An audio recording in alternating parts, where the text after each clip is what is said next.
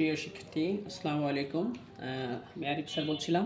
আজকে তোমাদের শেখানোর অধ্যায় হলো 9 দ্বারা গুণের ম্যাজিক।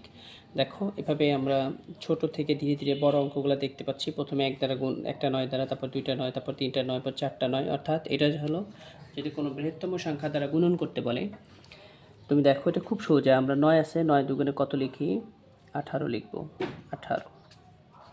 ব্যাস, এটা যদি কয়টা, আমরা শেষের ঘরটা আগে ধরবো। 9 দুগুণে কত? 18। দেখো, লিখবা 18, মাঝখানে 9টা এখানে বসায় দিবা।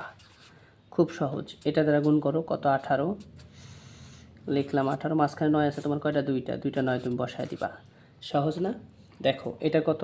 9 আর 2 গুণ করলে 18, মাঝখানে 9 আছে কয়টা? 3টা। 1 2 3।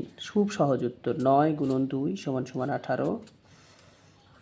9 আছে তোমার মাঝখানে কয়টা? 4টা। তাহলে 1 2 3 4। তুমি ক্যালকুলেটরতে করে দেখো, তোমার প্রত্যেকটা অঙ্কের অ্যান্সার মিলে যাবে। সহজ পদ্ধতিতে অঙ্ক করলে গণিত সবসময় সহজ হয়। 9 দুগুণে কত হয়? 18। গণিত দেখে ভয় পাওয়ার কিছু নেই। এখানে আমার 9 আছে কয়টা? 1 2 3 4 5। তাহলে 1 2 3 4 5। ব্যাস, কত সোজা। এরপর তুমি যদি এটা দেখো, এই 1 আর 2 গুণ 9 গুণ করো। 9 দুগুণে কত? 18। 18 তুমি এখানে লিখলা।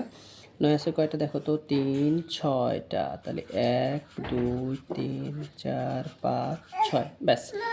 এরপরটা তুমি যদি খেয়াল করো, 9 2 গুণ করলে 9 দুগুণে 18। এখানে আছে কয়টা? 1 2 3 4 5 6 7টা। তাহলে 1 2 3 4 5 6 7। এভাবেই তোমার বড় বড় অঙ্কগুলো তুমি সব সহজেই করতে পারো। আমাদের ক্লাস যদি তোমার ভালো লেগে থাকে, অবশ্যই লাইক কমেন্ট এবং সাবস্ক্রাইব করে পাশে থাকবে। আর যদি গণিত সম্পর্কে তোমাদের কোনো প্রশ্ন থাকে, অবশ্যই তুমি কমেন্ট বক্সে জানাবে।